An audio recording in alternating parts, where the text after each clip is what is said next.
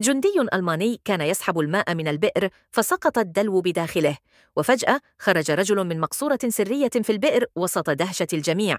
أسرع الجنود الألمان إلى المكان، فألقى أحدهم نظرة داخل البئر، لكن الضابط جذبه بسرعة للخلف ثم رمى قنبلة يدوية بداخله، لكن الرجل كان قد شق طريقه إلى المنزل عبر ممر سري قبل الانفجار.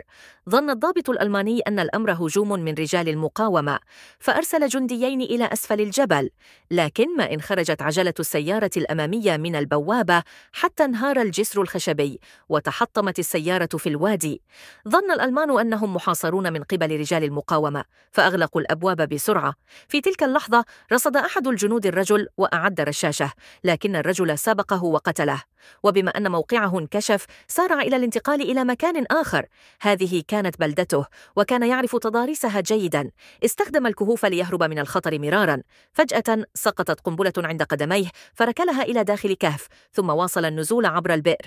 تسلل إلى ممر سري ضيق آخر، ورش الماء البارد على رأسه ليبقى متيقظاً، لكن حين رفع نظره كان جندي ألماني يقف خلفه. أخذه الجندي معه، لكن الرجل فاجأه، لوى ذراعه وانتزع سلاحه ثم ضرب رأسه بالحائط مراراً حتى فقد وعيه. وفي تلك اللحظة وصل بعض مقاتلي المقاومة، فاختبأ الألمان فوراً، لكن الرجل قال لهم إن الألمان غادروا إذ لم يرد أن يورط رجال المقاومة، بل كان يريد الانتقام منهم بنفسه.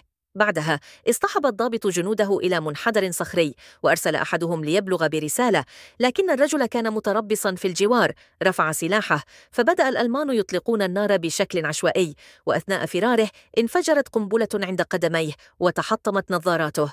ظن الألمان أن المقاومة على وشك شن هجوم شامل، فاختبأوا داخل المنزل. الرجل ضمد ذراعه وأراد إعادة تعبئة سلاحه لمواصلة انتقامه، لكن من دون نظاراته كانت رؤيته ضبابية، لذا خاطر بالعودة إلى غرفة نومه داخل القصر.